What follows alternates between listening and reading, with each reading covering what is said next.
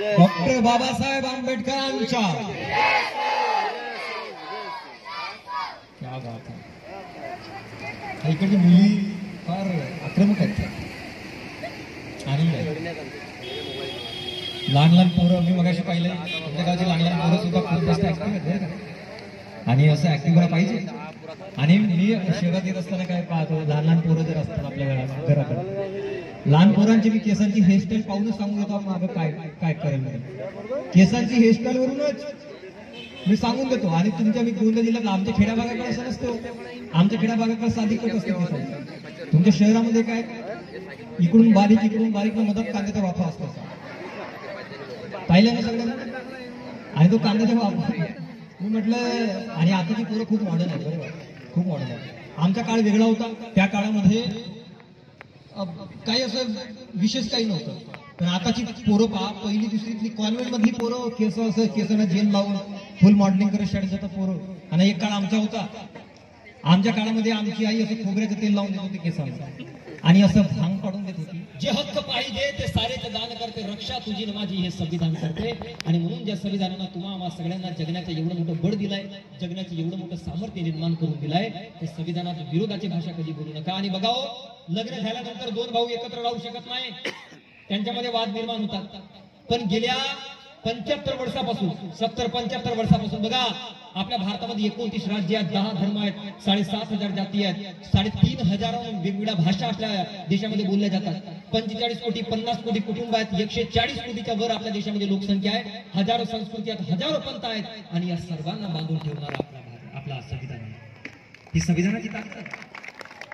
आणि म्हणून तो संविधान त्या बाबासाहेबांनी आम्हाला दिलं. आणि मी काय असं म्हणतो देव कुठं राहतो देव मंदिरामध्ये राहतो. मंदिर कोणाच्या हाताखाली आहे मंदिर पुजाऱ्याच्या हाताखाली. पुजारी कोणाच्या हाताखाली आहे पुजारी ट्रस्टीच्या हाताखाली. ट्रस्टी कोणाच्या हाताखाली आहे ट्रस्टी राज्य सरकारच्या हाताखाली. राज्य सरकार कोणाच्या हाताखाली आहे राज्य सरकार केंद्र सरकारच्या हाताखाली. केंद्र सरकार कोणाच्या हाताखाली आहे केंद्र सरकार संसदेच्या हाताखाली.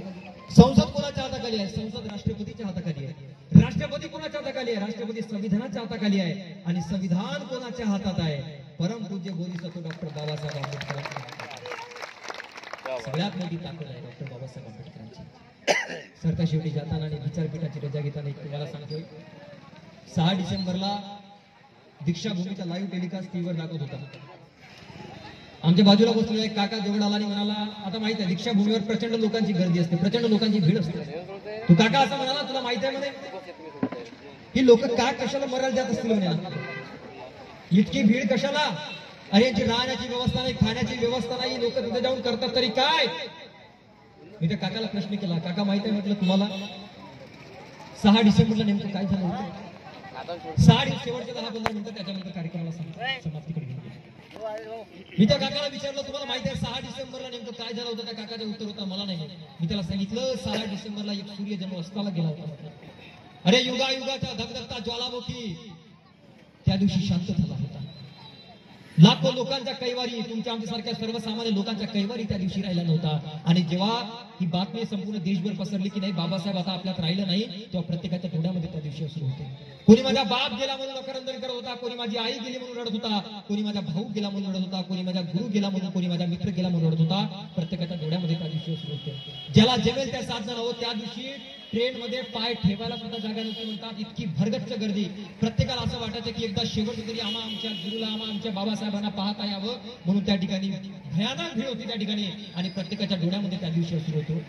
चंदनाच्या सुगंधी लाकडावर डॉक्टर बाबासाहेब आंबेडकरांचा देह ठेवण्यात आला. चंदनाच्या सुगंधी लाकडावर डॉक्टर बाबासाहेब आंबेडकरांचा देह ठेवण्यात आला.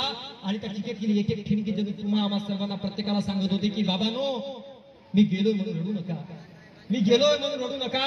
पण मी जो समतेचा गाळा बंधुत्वाचा गाळा जो इथवर आणलाय नेता आलं तर पुढे न्या पण मागे मात्र आणू नका.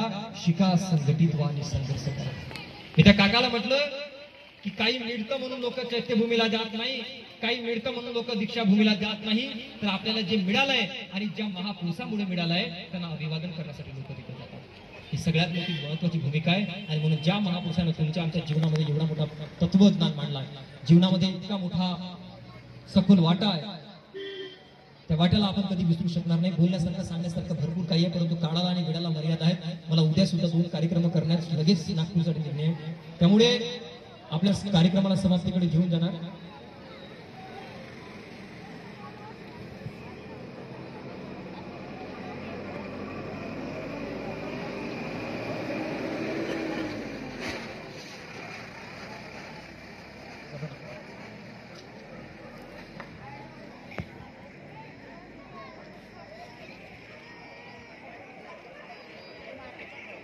बघा आयोजकांची इच्छा आहे ऐकण्याची भरपूर, पण मलाही मर्यादा आहेत आणि माझ्यावर सुद्धा बंधन आहे आणि मला सुद्धा खूप लांबचा प्रवासही करायचा आहे.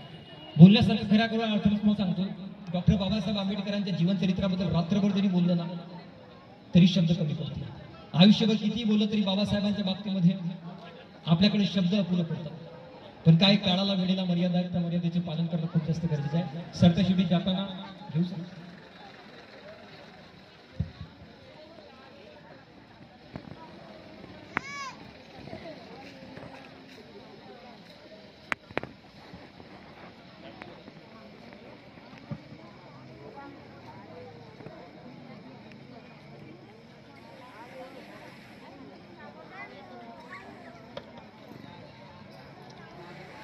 डॉक्टर बाबासाहेब आंबेडकरांच्या जीवनचरित्रातला एक महत्वपूर्ण भाग जे सुरुवातीला सांगितलं, आयोजकांनी सांगितलंय की एक विषय घ्या. मनुस्मृती नावाचा ग्रंथ जेव्हा बाबासाहेबांनी जाळला होता, आणि मला कायम असं सांगणं आहे की मनुस्मृती नावाचा ग्रंथ डॉक्टर बाबासाहेब आंबेडकरांनी का जाळला होता, आणि कदाचित जर तो ग्रंथ आजही असता आणि त्याच्याप्रमाणे जर आपला समाज चालला असता तर किती नुकसान आपल्याला मिळावं लागलं असतं. ज्या दिवशी डॉक्टर बाबासाहेब आंबेडकरांनी मनुस्मृती नावाचा ग्रंथ जाळला होता, तो दिवस खऱ्या अर्थानं तुमच्या आमच्यासाठी खऱ्या अर्थानं मुक्तीचा दिवस होता, आणि खास करून स्त्रियांसाठी मुक्तीचा दिवस होता. म्हणून मी काय असं म्हणतो, आपल्या समाजातला नाही तर कोणताही समाज असतो, हिंदू मुस्लिम शीख कोणताही समाज असतो, त्या समाजातला प्रत्येक मुलीने एक काम केलं पाहिजे की दर दिवशी उठल्यानंतर, सकाळी उठल्यानंतर डॉक्टर बाबासाहेबांच्या फोटोवर, महात्मा फुलेंच्या फोटोवर, सावित्रीबाईंच्या फोटोवर एक फूल चढवलं पाहिजे. मी का म्हणतोय, कारण तुम्हाला सगळ्यांना, खास करून मुलींना, आज समाजामध्ये जगण्याचं जे सामर्थ्य मिळालं, आज बघा पटवारी पदापासून ते पंतप्रधान पदापर्यंत, एका सरपंच पदापासून ते राष्ट्रपती पदापर्यंत एक पोरगी आज पुराच्या खांद्याला खांदा लावून पुढे पुढे वाटचाल करते. सगळ्यात मोठी देणगी जर कोणाची असेल तर डॉक्टर बाबासाहेबांची, आणि ती जर मनुस्मृती आजही जर अस्तित्वात असली असती तर माफ करा, तुम्ही चूल आणि मूल इथपर्यंत मर्यादित राहिले. आणि म्हणून मनुस्मृतीचा हा सगळ्यात मोठा एक दुष्परिणाम आपल्या सर्वसामान्य लोकांना भोगावं लागलं होतं. चातुर्वर्ण व्यवस्था निर्माण केली होती. मनुस्मृती काय मग सांगायची की बघा 4 वर्ण असतात, ब्राह्मण, क्षत्रिय, शूद्र आणि वैश्य. वैश्य आणि शूद्र, सर्वात चतुर्थ स्त्रीवर असतो आपला शूद्र, जे सर्वांची सेवा करेल, आणि त्याने जर ते मान्य केले नाही तर काय काय यांच्या सोबत यांना भोगावं लागेल, त्या सगळ्या गोष्टी त्या ठिकाणी लिहिलेल्या होत्या. आणि म्हणून मला काय असं वाटतं, आता त्या मुलींना जेव्हा सांगावं, कधीतरी तुम्ही मनुस्मृतीच्या नियमांचं वाचन करा.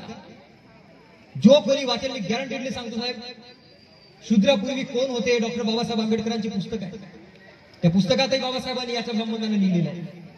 आणि मी मनुस्मृती का जाणली हे सुद्धा डॉक्टर बाबासाहेब आंबेडकरांचे पुस्तक आहे, आणि त्या ठिकाणी त्यांनी कित्येक तरी कलमांच्या आधारे, कित्येक तरी नियमांच्या आधारे त्या ठिकाणी लिहिलंय की बघा हे नियम अशा पद्धतीचे होते की या नियमांच्या अंतर्गत जर चालवलं गेलं असतं तर अशा पद्धतीचं नुकसान आपल्याला झालं असतं.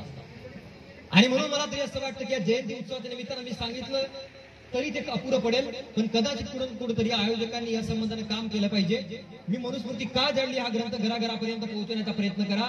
शूद्रपूर्वी कोण होते हा ग्रंथ घराघरापर्यंत पोहोचण्याचा प्रयत्न करा. डॉक्टर बाबासाहेब आंबेडकरांचं जीवनचरित्र धनंजय कीरसाहेबांनी लिहिलेलं तो घराघरापर्यंत पोहोचण्याचा प्रयत्न करा. मनुस्मृती नावाचा ग्रंथ जेव्हा डॉक्टर बाबासाहेब आंबेडकरांनी जाणला, तो खऱ्या अर्थानं तुमच्या आमच्यासाठी मुक्तीचा दिवस होता. त्या दिवशी खऱ्या अर्थानं तुम्हा सर्वांना, खास करून मुलीला एक जीवन जगण्याचं चांगलं सामर्थ्य मिळालं. बघा बोलण्यासारखं सांगण्यासारखं भरपूर काही आहे, परंतु वेळेला आणि काळाला मर्यादा आहे. त्या मर्यादेचं पालन करणं सुद्धा खूप जास्त गरजेचं आहे. त्यामुळे कधीतरी नेक्स्ट टाइम एका या सविस्तर विषयावर मी जरूर तुमच्यासोबत भाष्य करेन, जरूर त्याच्यावर बोलेन, परंतु आता काळाला वेळेला मर्यादा आहे. त्या मर्यादेचं पालन करणं खूप जास्त अगत्याचे ठरते. आणि सरता शेवटी जाताना आणि विचारपीठाची रजा घेताना मी तुम्हाला एकच सांगेन की माझ्या गेल्यानंतर माझ्या आडनावामध्ये माझी जात शोधू नका बरं का, नाहीतर आपल्याला असतेच पिढा. पोरगं छान बोलला म्हणे कोणत्या जातीचं होतं, तुम्हाला सांगणं आहे महापुरुषांनी कधी जातपात पाहिली नव्हतो. सूर्यरश्मी सकड परी त्याशी काय झालं बिटाड. आम्ही महापुरुषांना जातीपाती दाखवून दिलाय, पण संतांनी सांगितलंय सूर्यरश्मी सकड परी त्याशी काय झाला बिटाड. अरे तो सूर्य बघा, तो कधी भेदाभेद करत नाही हो की हा ह्या जातीचा किंवा त्या जातीचा आहे, मी त्याच्याच घरी जास्त प्रकाश पाडेन असं कधी करत नाही. तो झाड बघा, तो वारा बघा, तो पाणी बघा, निसर्गात कधी कोणासोबत भेदभाव करत नाही. मग भेदभाव करण्याचा अधिकार तुम्हाला सर्वांना कोणी दिला. आणि म्हणून तुम्हाला सांगणं आहे, माझ्या गेल्यानंतर माझ्या आडनावामध्ये माझी जात शोधू नका, कारण आमचे किरण कुमार मडावी ते फार सुंदर असे म्हणतात, अरे जातीत कोण त्या तू घेणार नोंद माझी, जातीत कोण त्या तू घेणार नोंद माझी, डोक्यात भीम माझ्या रक्तात रे शिवाजी, डोक्यात भीम माझ्या रक्तात रे शिवाजी. आमची जात हीच आहे. आमच्या डोक्यामध्ये डॉक्टर बाबासाहेब आंबेडकरांना ठेवतो, आमच्या रक्तामध्ये छत्रपती शिवरायांना ठेवतो. हीच आमची जात आहे खऱ्या अर्थानं. सरता शेवटी जाताना आणि विचारपीठाची रजा घेताना मी सर्वांचे आभार मानतो. आणि खास करून डॉक्टर बाबासाहेब आंबेडकर जयंती उत्सव समिती कुडवाच्या वतीनं डॉक्टर राहुल दादांनी मला फोन केलं. खऱ्या अर्थानं आज माझी तारीख होती वर्ध्याला, तर दादाने जेव्हा फोन केलं तो वर्ध्याची तारीख मी पोस्टपोन केली समोर आणि ही तारीख घेतली. म्हटलं आपल्या जिल्ह्यामध्ये पहिल्यांदा प्रबोधन झालं पाहिजे. मी आपल्या जिल्ह्यातला आहे बरं का, बाहेरचा नाही, गोंदियाचाच आहे, सालेकसा तालुक्यातला आहे मी, पण व्याख्यानाच्या निमित्तानं बाहेर असतो. पण राहुल दादांनी मला फोन केलं. या ठिकाणी मला आपल्या समोर एवढ्या चांगल्या मोठ्या वैचारिक व्यक्तिमत्वांसमोर मला बोलण्याची संधी त्यांनी प्रदान करून दिली, त्याबद्दल मनापासून आभार मानतो. आणि सरता शेवटी जाताना आणि विचारपीठाची रजा घेताना बघा डॉक्टर बाबासाहेब आंबेडकरांवर गायलेलं फार सुंदर गीत आहे. मला असं वाटतं की टाळ्यांच्या याच्यामध्ये मी गाणं म्हणतो, तुम्ही एक टाळी वाजवत चला. आणि बुद्धीच्या सागरात मंथन भीमात होते, समतेच्या भावनात चंदन भीमात होते, तालात जीवनाच्या विषमता नाचली, न्यायाची रागदारी गुंजन भीमात होते, संकल्प या मनाच्या क्रांती करून गेला, निधड्या मनाच्या मोठा होऊन सिंह गेला, दीपविल कैक ज्ञानी माझ्या धुरंधराने, इतिहास घडविला माझ्या युगंधराने, ही आस नाही केली श्रीमंतीच्या धनाची, फुलविली बाग ऐसी येथे परिश्रमाची, दुःखाला झेलणारा काळाला छेदणारा, गुणवंत पाहिला मी अन्यायी झुंजणारा, विसरून गेला शेवटी जातीयतेची ज्वाला, भीमराव माणसाला माणूस करून गेला, भीमराव माणसाला माणूस करून गेला. बोला परमपूज्य बोधिसत्व डॉक्टर बाबासाहेब आंबेडकरांच्या विजय असो, विजय असो.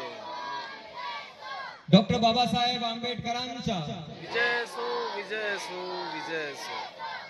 सरता शेवटी जाताना विचारपीठाची रजा घेताना आपल्या सर्वांचे आभार मानतो की आम्हाला आपला भाऊ, आपला मित्र, आपल्या लेकरू समजून ऐकून घेतलात. माझे विचार बोलण्यासारखं भरपूर काही होतं, परंतु जे काही महापुरुषांच्या विचारातून मला तुम्हाला देता आलं, एका समुद्राच्या अथांग समुद्र आहे आणि त्या समुद्राच्या टिटवीच्या चोचीमध्ये जेवढा पाणी सामावा तेवढाच मी तुमच्यापर्यंत देऊ शकलो, आणि म्हणून आपण एवढ्या शांतपणे ऐकून घेतलं, त्याबद्दल मनापासून आभार मानतो. आणि आपल्या शब्दांना या ठिकाणी विराम देतो. जय जिजाऊ, जय शिवराय, जय शंभूराजे, जय भीम, जय संविधान, नमो बुद्धाय. बोलाय पुन्हा एकदा असा जयघोष झाला पाहिजे, तिकडे जयस्तंभ चौकापर्यंत आवाज पोहोचला पाहिजे. बोला परमपूज्य भारतरत्न विश्वरत्न डॉक्टर बाबासाहेब आंबेडकरांच्या विजय असो, विजय असो, विजय असो. सूर्य महात्मा ज्योतिराव फुलेंच्या विजय असो, विजय असो, विजय असो. त्यागमूर्ती माता रमाईंच्या विजय असो, विजय असो, विजय असो. क्रांतिज्योती माता सावित्रीबाई फुलेंच्या विजय असो, विजय असो, विजय असो. बोला छत्रपती शिवाजी महाराज की जय. बोला छत्रपती संभाजी महाराज की जय.